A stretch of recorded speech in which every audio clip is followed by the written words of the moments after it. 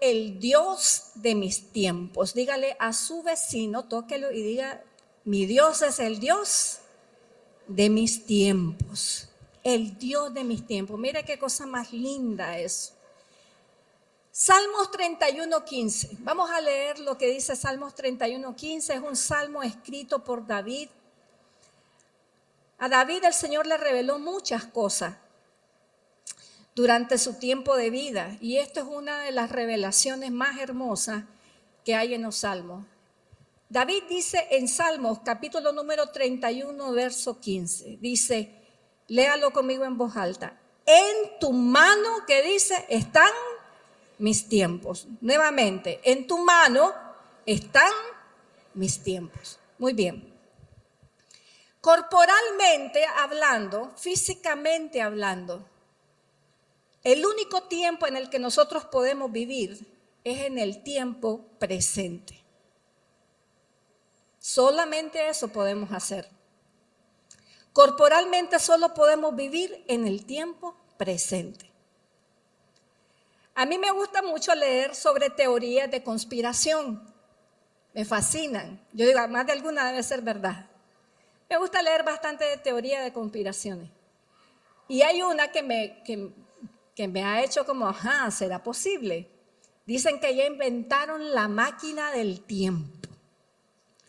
Dice, por ahí Google anda diciendo que ya los seres humanos podemos viajar al futuro o podemos viajar al pasado.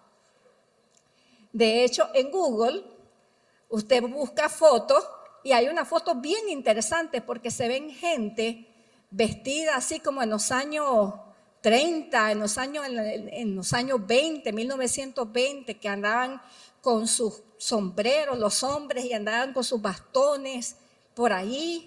Y de repente en medio de la foto de la multitud se ve a alguien con un celular en la mano. Y eso, qué interesante. Cuando salió la trilogía, creo que fueron 3 partes de Regreso al Futuro, la película que fue, creo que si no me equivoco, en los 80 o en los 90. Fue una película de alto impacto porque qué fascinante era la idea de poder viajar al futuro. Me acuerdo que en la película se mostraba una de las fantasías del ser humano, que es ganarse la lotería. Y entonces regresaba, ¿verdad?, del pasado al futuro, uno de los personajes, y le decía, apuesta por este número, apuesta por este caballo, apuesta por esta lotería, que te la vas a ganar.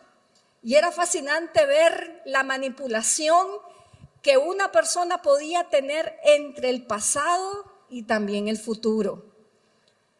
Y muchas veces nosotros en la vida, como quisiéramos, yo no sé si a usted le pasaron, pero a mí sí, como quisiéramos tener una máquina que nos transporte al pasado.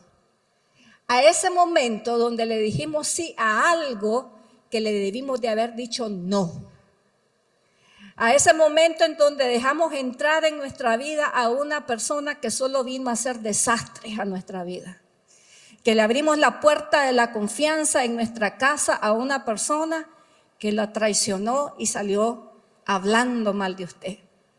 ¿Cómo quisiéramos regresar al pasado para corregir, borrar ese error y que no tuviéramos hoy en día que vivir la consecuencia de eso que hicimos atrás o de eso que nos hicieron? ¿Cómo sería eso de maravilloso? Mi mamá, ella falleció de cáncer en el año 2000.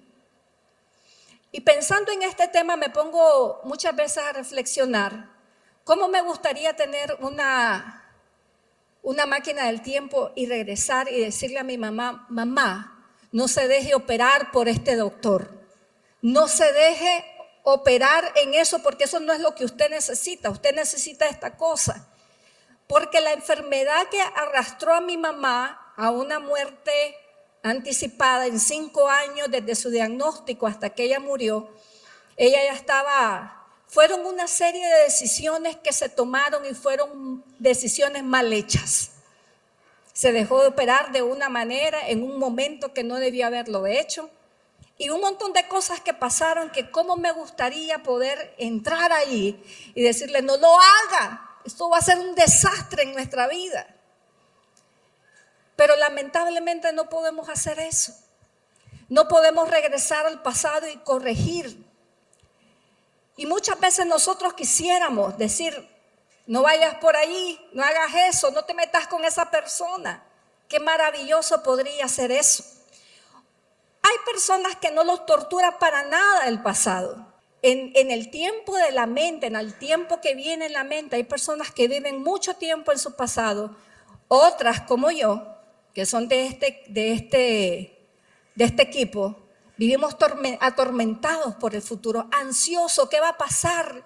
¿Qué va a pasar conmigo? Yo recuerdo, amados hermanos, tener 8 años de edad, irme a la cama y comenzar a imaginar qué pasaría si mi mamá se moría. Y yo me acuerdo que yo me acostaba y yo decía, ¿y si mi mamá se muere? Y comenzaba la cabeza a darle vuelta. Y mira, era una niña de 8 años llorando a mares, porque mi mamá se podía morir. ¿Y qué me iba a pasar? Mi mamá se murió cuando yo tenía 25 años, pero la lloré desde que tenía 8 hasta que tenía 25. Imagínese usted. Pero yo sé que no soy la única en ese equipo. Yo sé que no soy la única persona de que lo que más le da miedo del tiempo de su vida no es su pasado, sino es el futuro. No la atormenta tanto el pasado como la atormenta el futuro. La verdad es que uno quisiera reparar o uno quisiera prevenir, pero hay algo que nos ha enseñado la vida a todos, y es que por mucho que uno quiera, uno no puede hacer mucho para reparar o para prevenir. Muchas veces la vida es bien impredecible. Estaba escuchando a una muchacha dar una charla que me gustó bastante y dije, tiene toda la razón. Dice ella venía, una americana, y decía, yo tuve un comienzo de la vida adulta maravilloso. A los 22 años de edad yo ya estaba graduada de abogado con un contrato en una de las mejores firmas, decía ella, de Nueva York. Y todo apuntaba que todo iba a salir bien. A los 23 años me casé con el amor de mi vida y ese mismo año adquirimos nuestra primera casa, decía ella. Todo apuntaba, dice que ella miraba hacia el futuro de su vida y decía, nada puede salir mal, todo va a salir bien. ¡Wow! Clase inicio de vida esta para mí. Pero dice de que al año de estar casada, ocurrió algo que le cambió totalmente la vida y fue la muerte de su mamá. Eso, dice, me puso el mundo al revés. Y me costó muchísimo salir de ese duelo. Cuando ya sentía, dice, que ya me estaba recuperando, que ya las cosas estaban como alineándose, regresé a un juego, a un estadio donde mi mamá y yo siempre íbamos a ver jugar a no sé quién. Y dice que ese día ella se estaba recordando, allá su mamá, era el aniversario de la muerte de su mamá. Entonces iba con su esposo y le dice al esposo, bueno, esta es una manera de honrar a tu mamá, regresar a este estadio y recordarla. Pasaron la noche, todo estuvo tranquilo, pero de regreso a casa, cuando llegó a la casa, dice que de repente su esposo, el mismo día, un año después que su mamá murió, colapsó y murió. Y dice, ahí entendí algo. La vida no es predecible para nadie. ¿Quién me iba a imaginar yo de que a los 24 años yo iba a estar sin mi madre y sin mi primer esposo? Y la vida cambió. Y esto es solamente una historia. Yo sé que usted podría tener una propia historia de las cosas que pasan en la vida que usted no llamó. Cosas que pasaron y usted no puede controlar, porque no podemos hacer mucho ni por nuestro pasado, ni nadie, por mucho que le digan a usted, usted es el diseñador de su futuro. Lo diseñamos hasta cierto punto, pero no podemos controlar todos los eventos de nuestra vida. Porque el futuro tampoco está garantizado para nadie. No podemos hacer mucho por nuestro pasado, ni tampoco podemos hacer mucho por nuestro futuro. Y para muestra le voy a traer 2 botones, 2 historias bíblicas de personas que quisieron manipular el futuro, quisieron meter la mano en el pasado y lo que estaban haciendo era enredándose más. Y le voy a traer a una mujer de las Escrituras, su nombre es Rebeca. Rebeca es una de las 3 mujeres emblemáticas de la historia de la nación de Israel. Las 3 mujeres emblemas de Israel son Sara, la esposa de Abraham, Rebeca, la esposa de Isaac, y también Raquel y Lea, las esposas de Jacob. Esta mujer, Rebeca, es un símbolo para la nación de israelita porque es madre de la nación también. Ella pertenecía a una familia muy interesante, una familia que fue visitada por el mismo Dios en repetidas ocasiones. Dios mismo se le aparecía a través de lo que se le llaman teofanías, que se creen que eran apariciones del mismo Cristo en el Antiguo Testamento, que se denominan como ángel, como el ángel de Jehová. Y ella fue visitada por Dios cuando ella estaba embarazada. A ella le costó mucho tiempo salir embarazada, pero cuando salió, la bendición vino doble. Ella estaba embarazada de gemelos. Y resulta ser que durante su embarazo, un ángel le dice, en tu vientre hay 2 naciones. Imagínese que un ángel se le aparezca y le dice, usted es madre de 2 naciones, no de una, de 2. En su vientre hay dos naciones. Pero va a pasar algo que no pasa comúnmente con esos niños. Y el ángel le anuncia, el menor va a ser el más importante. Y el mayor va a ser el que le sirva al menor. Eso cambió completamente el rumbo de las cosas tal y como se deben de dar. Porque históricamente se esperaba que los menores sirvieran al mayor, que los mayores tuvieran la mayor relevancia. Pero el ángel le anuncia a Rebeca y le dice, en el caso de estos 2 muchachitos, eso no va a ser así. El menor va a ser el más relevante. Entonces ella viene y guarda esa palabra profética en su corazón. Dice, bueno, vamos a ver el cumplimiento de Dios para esto. Y la guarda en su corazón. Pero comienzan a pasar los años y ella no ve cómo esa palabra se viene a cumplimiento. Así como muchas veces nosotros, Dios nos da una palabra y pasan los años y no vemos el cumplimiento de eso. Y entonces, como cualquier otro ser humano, Rebeca también comienza a sospechar que a lo mejor hay que hacer algo para que eso suceda. Y entonces, por el tiempo de la vida, cuando su hijo Jacob, el menor, probablemente ya tenga 50 años, se cree que tenía por ahí Jacob. Cuando Jacob llega a los 50 años, ya se mira que Isaac está ya ciego, una vejez con una ceguera, una vejez ya débil. Entonces comienzan a sospechar de que ya está llegando el momento de la bendición. El momento donde Jacob iba a decir, donde Isaac iba a decir, bueno, ahora voy a bendecir a mis generaciones. Entonces ella, viendo que eso llegaba, quiere adelantarse a los planes de Dios, quiere manipular los planes de Dios para el futuro y le dice a su hijo Jacob, mire, usted es el que tiene que tener esa bendición, no Esaú. Entonces vamos a hacer algo. Esaú era velludo, Jacob era lampiño. Y le dice, vamos a agarrar un animal y se lo vamos a colocar acá, para que cuando su padre lo toque, sepa de que crea que es Esaú y la bendición le caiga a usted. Ahora imagínese a Jacob. Jacob era un hombre de aproximadamente 50 años. Y el próximo año yo cumplo 50. Si yo tuviera a mi mamá viva, mi mamá tendría 74 años. Y usted sabe cuando uno llega a esta edad que los padres tienen otra forma, uno ve de otra forma a los padres. Ya no lo ve como, ay, mi papá, mi mamá. Ya en esas edades, de 70 para arriba, uno ya venera más a los padres. Ya lo que los padres dicen es ley, porque mi papá y mi mamá siempre tuvieron la razón. Entonces está este hombre aquí de 50 años y su mamá anciana le dice, hagamos esto. ¿Qué cree usted que iba a hacer Jacob? Claro que sí, mamá, hagámoslo. Y se dejó confiar y se puso en la mano del plan de su mamá. Pero ¿qué pasó en ese momento?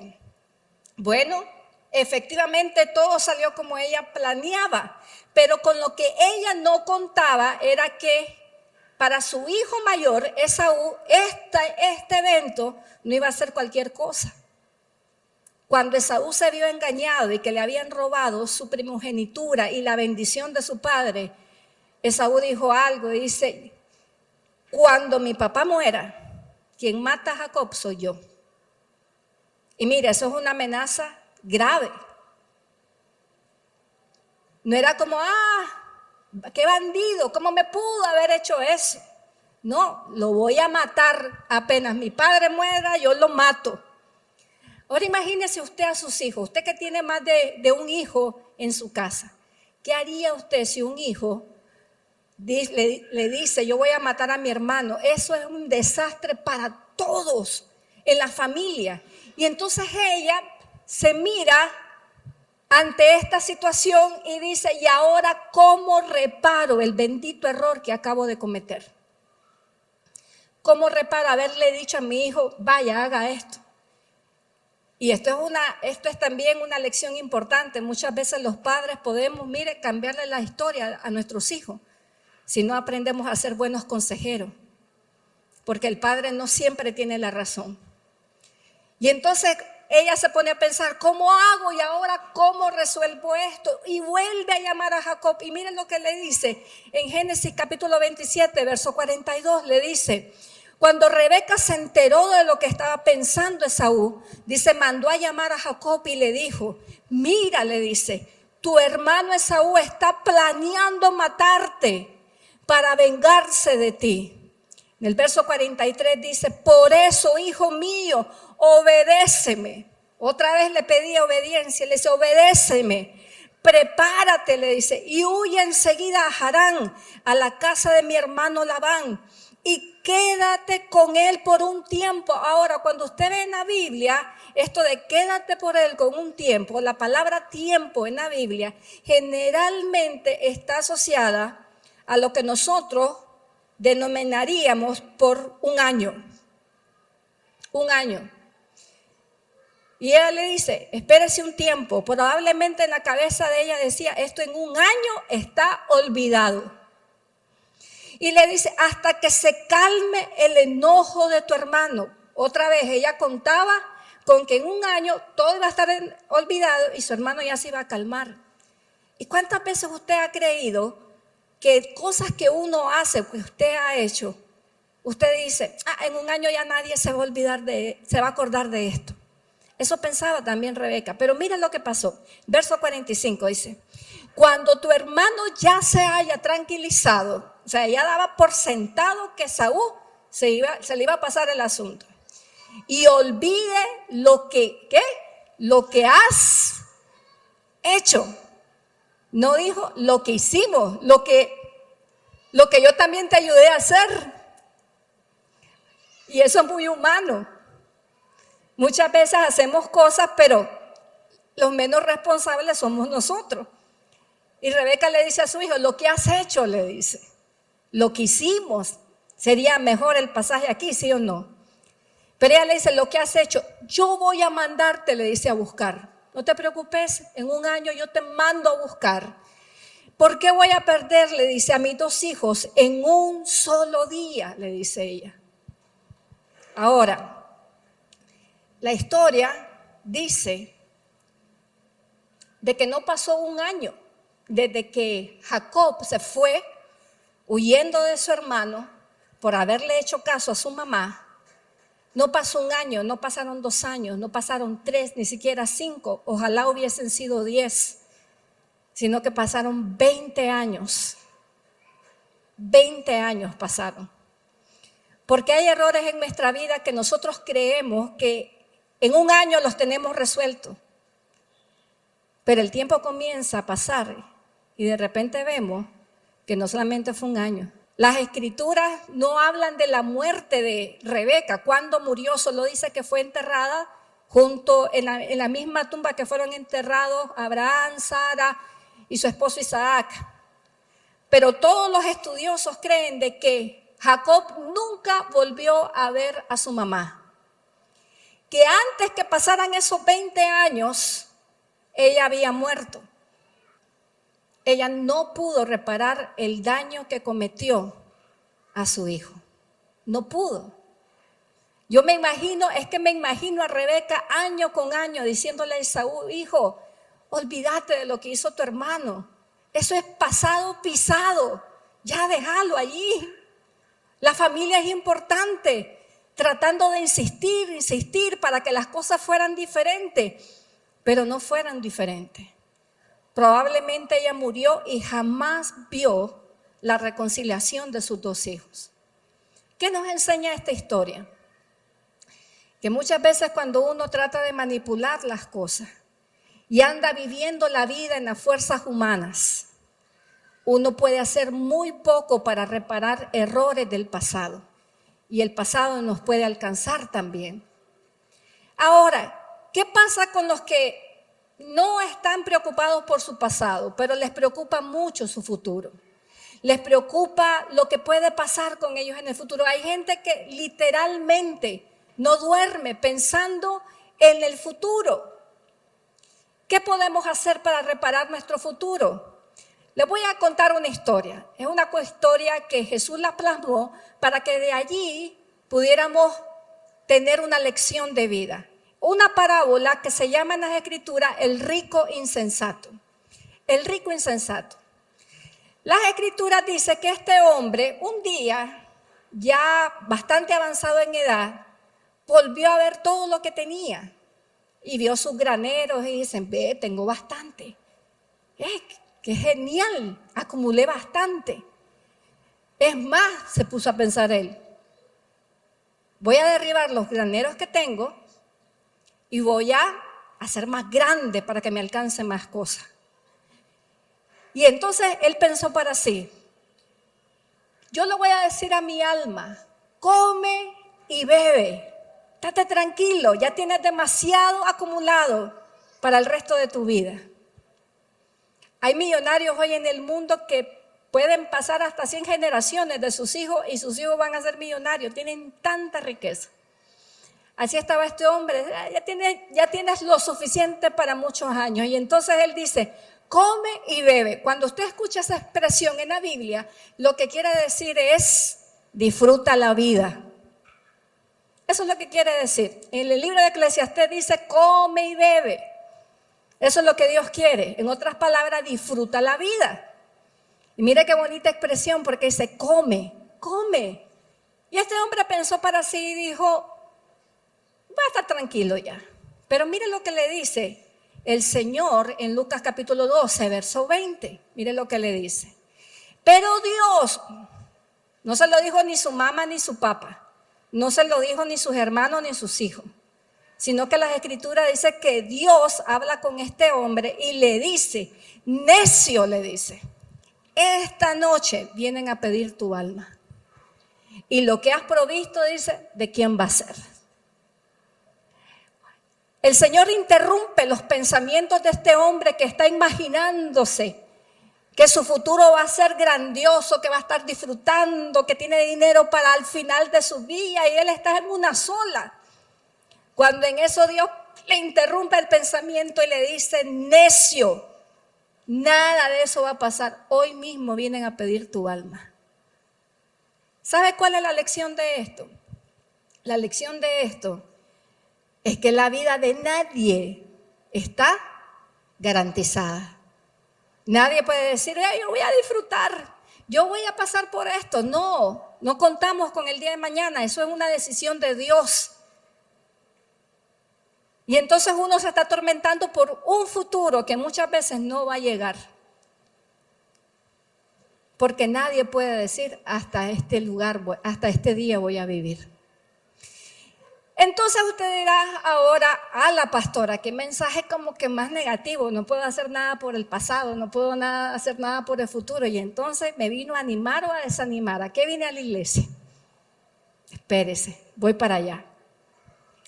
Hay personas que se sientan y viven torturados por estos 3 tiempos. Viven torturados por el pasado. Y entonces las personas que viven torturadas por el pasado, ¿qué es lo que tienen siempre? Están con depresión, por la culpa, por la nostalgia. Hay personas que dicen, antes mi vida era mejor y viven en nostalgias, o culpándose, torturándose por las cosas del pasado. Hay personas que dicen, no, a mí no me tortura el pasado, a mí lo que no me gusta es mi presente, no me gusta cómo vivo, dónde trabajo, no me gusta con quién estoy casado, no me gusta nada de mi vida. Y hay otras personas que son de mi equipo que dirán, a mí lo que me preocupa es el futuro. Y entonces vienen a nuestra vida situaciones de depresión, frustración y situaciones de ansiedad. ¿Sabe? Cuando yo estudié psicología, una de las cosas que nos decían es, cuando usted reciba a alguien en consulta, no se deje llevar por el autodiagnóstico que la gente lleva a su consulta. Porque la gente decía, mi profesora es campeona a autodiagnosticarse. Hay gente que llega a las consultas y dice, yo soy depresivo, yo soy bipolar, yo soy esquizofrénico, yo soy... Y comienzan a decir, pero ¿sabe? Uno de los autodiagnósticos más increíbles de estos tiempos es la gente diciendo, yo padezco de ansiedad. Eso está en la boca de miles de personas. Yo he escuchado hasta adolescentes, niños diciendo, padezco de ansiedad. Esa es la moda de nuestro tiempo. ¿Por qué? Porque están pensando en un futuro que no pueden controlar y que quizás nunca va a llegar. Yo me pongo a pensar del 100% de todas mis angustias sobre el futuro. Quizás el 80% no han pasado. Nunca pasaron. Pero el 20% que sí sucedieron, Dios tenía el control sobre eso. Y entonces muchas veces nos entregamos a la ansiedad por el futuro. Ahora la pregunta es, ¿cómo vamos a detener el sufrimiento, nuestro sufrimiento en la mente por el pasado y por la ansiedad del futuro, cuando no tenemos en nuestras manos la solución? Cuando usted ni yo tenemos una máquina del tiempo para viajar, ¿cómo se detiene el sufrimiento, la ansiedad por el futuro, la depresión por el pasado? ¿Cómo hacemos? ¿Cómo reparamos lo que pasó? Bueno, tengo una noticia para usted. Usted y yo no podemos hacer mucho, pero Dios sí puede. Se lo voy a repetir. Usted y yo no podemos hacer mucho, pero Dios sí puede. Amén. Dios sí puede. Porque Dios es el Dios de nuestros tiempos. Porque nuestros tiempos, nuestro pasado, nuestro presente y nuestro futuro están en sus manos, y se lo voy a probar. Se lo voy a probar ahorita en las Escrituras. Miren lo que dice acá. Con respecto al pasado, usted tiene que tener una seguridad. Si usted está en Cristo, si usted es un hijo de Dios, si su vida está en las manos de Dios, Dios quiere que usted sepa algo sobre su pasado, que usted maneje algo cuando esté torturado por el pasado. Dios quiere que usted sepa que Dios restaura lo que pasó. Diga conmigo, Dios restaura lo que pasó. Eclesiastés capítulo 3, verso 15, mire lo que dice aquí. Dice Salomón acá, aquello que fue, dice, ya es.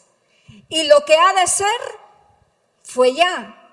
Y dice aquí, y Dios, ¿qué dice? Restaura lo que pasó.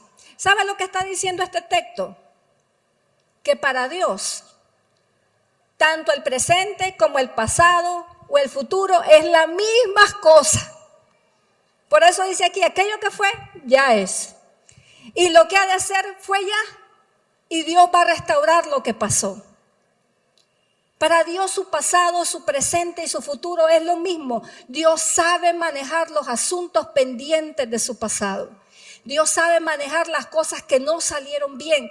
Si sus tiempos están en las manos de Dios, usted tiene que tener la garantía de que las cosas que usted no puede manejar en las manos de Dios sí se pueden reparar. Y se lo voy a probar. Lo voy a probar, volvamos nuevamente a la historia de Rebeca. Nuestra querida Rebeca. Rebeca no pudo cumplirle a Jacob su promesa de que él regresara, de que su hermano lo iba a olvidar todo. Probablemente ella murió y no lo logró, no lo vio con sus propios ojos.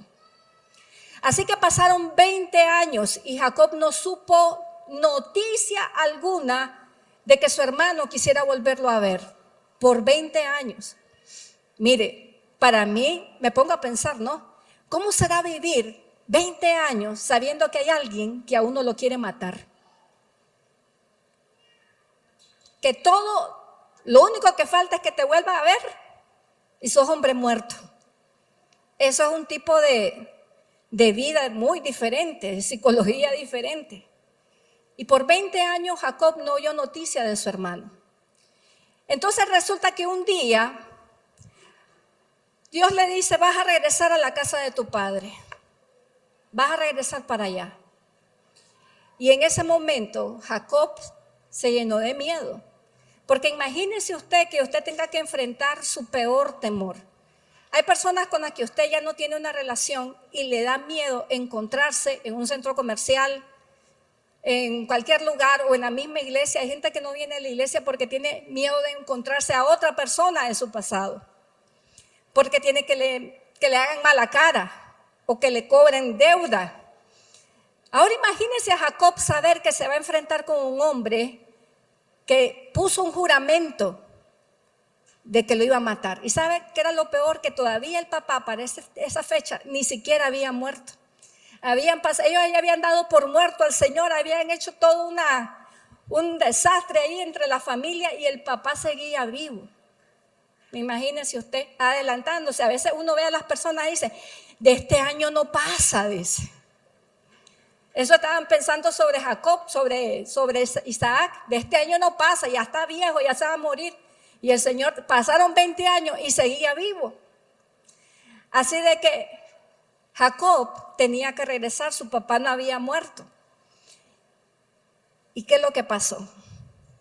Dice la Biblia que cuando ella iba de camino, le mandan a decir a Jacob de que Esaú, su hermano, viene al encuentro, pero que no viene solo, viene con un ejército con él, viene con multitudes de personas que lo acompañan.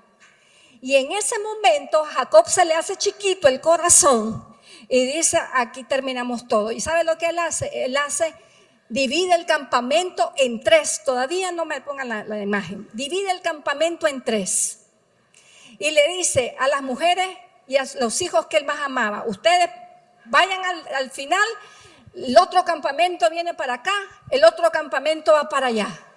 Y divide el campamento, dice, que por lo menos no maten de primero a mis hijos y a mis mujeres. Y él va hacia eso. Pero pasa un día y él entiende que no hay nada que pueda librarlo de su pasado, sino la mano de Dios en su vida. Y entonces él va a orar. Y cuando él va a orar, dice la Biblia que se encuentra con un ángel, el ángel de Jehová, que se cree que es Cristo, que es una teofanía de Cristo. Se encuentra con el ángel de Jehová. Y dice la Biblia que Jacob lo agarra y le dice, no te voy a soltar hasta que me bendiga. Y pasa toda la noche agarrado del ángel y le dice, no te voy a soltar hasta que me bendiga. Y el ángel le dice, suéltame. Y él no lo soltaba. Ya cuando está amaneciendo le dice el ángel, bueno, ya está amaneciendo, está bien, te voy a bendecir porque peleaste con Dios y ganaste. Ya, pues Dios lo deja ganar. Y le dice, y ahora no te vas a llamar Jacob, ahora te llamas Israel. En otras palabras, vas a enfrentar la vida como un nuevo hombre ahora.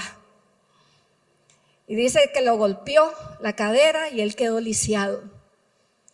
Pero Jacob ahora sabía que iba a enfrentar su pasado, no como el Jacob que se dejó guiar por la mamá para engañar a su hermano. Ahora lo iba a enfrentar como un hombre bendecido por el Rey de Reyes y Señor de Señores. Así iba a enfrentar ahora Jacob a su hermano Esaú. Y pasó un milagro. Dice la Biblia que cuando Esaú vio de lejos a Jacob, se bajó de donde él venía montado y dice que saltó y corrió a abrazar a Jacob. Me imagino así la escena. Y de hecho así estaban ellos de ancianos. Pero corrió, imagínense, después de 20 años de enemistad, dos personas que llegan hasta la ancianidad, separados como familia, una familia destruida, pero después de 20 años, ¿qué dice la Biblia? Que Esaú se avalanchó sobre Jacob. Lo agarró, lo abrazó y dice las Escrituras que lloró y lloraron y lloraron y lloraron. Dios había reconciliado lo que Rebeca no pudo reconciliar, porque Dios es el Dios de nuestro pasado, de nuestro presente y de nuestro futuro. Porque no importa lo que pasó en nuestro pasado, amados hermanos, Dios restaura nuestra vida. Amén. Lo que usted no puede hacer por reparar, Dios lo va a reparar en su vida. Si usted deja que sus tiempos estén en las manos de Dios.